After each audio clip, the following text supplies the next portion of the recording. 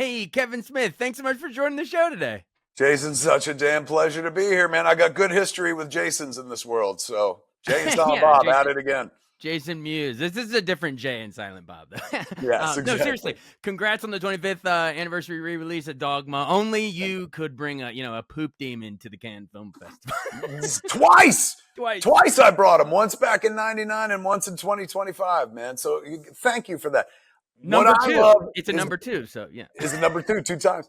I love rarefied breathing. It ain't like having 100 million. It's weird little records like that. So thank you for noticing. Absolutely, but potty humor aside, it is hilarious, lowbrow and highbrow here. But it's deceptively profound commentary on religion. All these years later, you look back, you were way ahead of your time, and you sort of set the tone right from the beginning with those hilarious disclaimer title cards, one after another, and then you proceed to tackle some deep dogmas, whether Jesus is black, whether God transcends religion. What was it tricky for you to sort of thread that needle, like the right quotient of laugh out loud lines versus then some subversive stuff? You know what I mean? Was that your goal from the beginning, to thread that needle?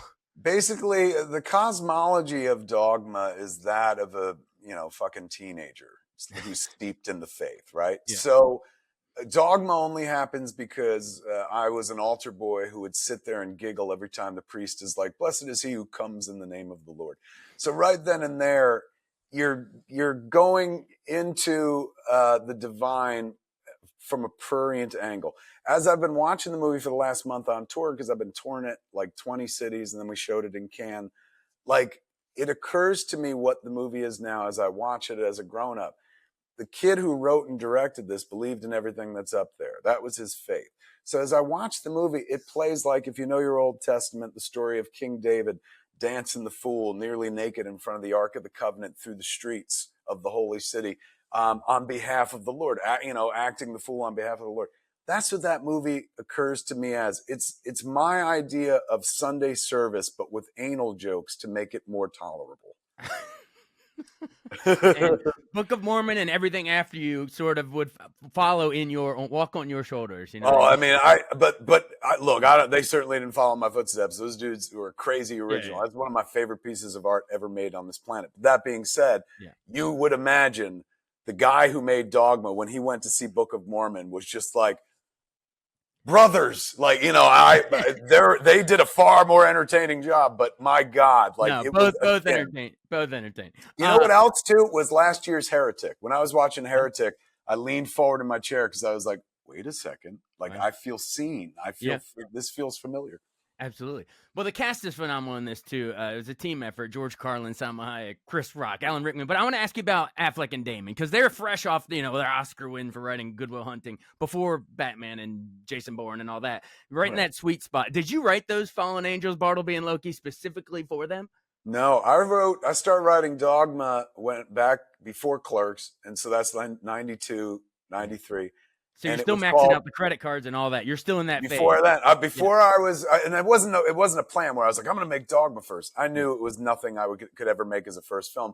Clerks made more sense as a first movie because I worked in that convenience store.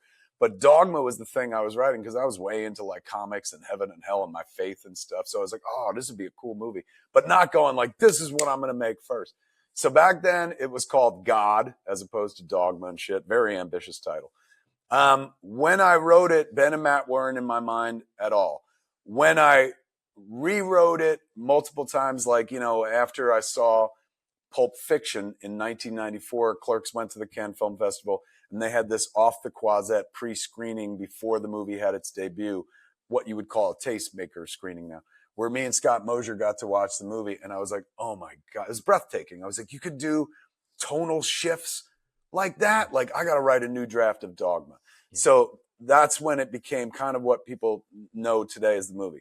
Now, in 1996, I wrote half of Chasing Amy, and I told Ben, I was like, you got to come down to Jersey, pick up the script. I'm writing you a movie. I'm writing you the lead. And he was like, finally, somebody knows. So he came to pick up half of the script, and he took a train down from Boston. So I gave him the half of the script. He goes, you can drive me home. I said, no, you take a train. You took a train here. You take a train back. I ain't driving 5 hours to fucking Boston. And he goes, I don't have enough shit to read. There's only 60 pages. It's going to get me to Connecticut. What else you got? And I said, well, I got the script that I wrote years ago called Dogma. You want to read it? It's like 150 pages. He's like, well, that'll get me back to Boston. So he called me when he got to Boston that night. And I was like, what did you think of Chasing Amy? And he goes, you know what? Guy falls in love with a lesbian, real good. He's going, but this Dogma movie, dude, that's pimp. He's going, who's playing Bartleby? I said, oh, I don't know. I imagine a movie star. He goes, no, it's going to be me. I was like, well, that'd be nice, but there's no way I get this movie made unless a movie star is in that role. So he was lobbying for Dogma for the part of Bartleby early on. And when we got close, like after Chasing Amy, I was like, oh, it's going to be Ben and Jason Lee playing Bartleby and Loki. And then Jason Lee got a part in this French movie playing a chef where he got to learn to speak French. So he dropped out of Dogma because he wanted to do that more. And at that point, I was like, oh, fuck, we lost Lee. And Ben was like, Matt'll do it. And I was like, oh, yeah, you got chemistry with fucking Matt. And so he segued into the role pretty easily. So I never redrafted for the boys. Back in those days, I was like, this is the part. You do the fucking part. And so they wound up in those roles, but they were not who I conceived in the beginning. To be honest with you, I wrote it with nobody in mind because that was before I was even a filmmaker. Wow, that's awesome. Yeah, so that's before the whole famous rags to riches story of Clerks. Yeah, before Clerks happens, before there's a future where it's like, maybe one day I'll get to make this movie. That's awesome. Well, I know we're up against the clock and we got to run. But I do want to say we listed the cast, but the glue for the View Askew universe has always been Jay and Silent Bob, you and Jason Mewes, and you've always been the Laurel to his Hardy, the Harpo to his Groucho. You know, the silent, quiet song showing silent. But you are that for our generation. So thank you across Mallrats and Clerks and the rest. Thank you for that. Are you kidding me? That means the world. And you put me in great company when you reference like Laurel and Hardy and stuff. Like I always thought of Jay and Silent Bob as a Cheech and Chong ripoff. And I'm shocked that they've lasted this fucking long. Yeah. But there's always room in cinema for the two knuckleheaded friends. Bill and Ted, Bob and Doug McKenzie, Jay and Bob get to join that list. Harold and Kumar have since come after them and stuff. So it's been a pleasure and an honor, but very self-serving as well. All right. Well, we gotta go. Last Crusade in Dogma style. No ticket, or maybe the kids on the escalator again. I don't know how you want to wrap it, but we gotta get out of here.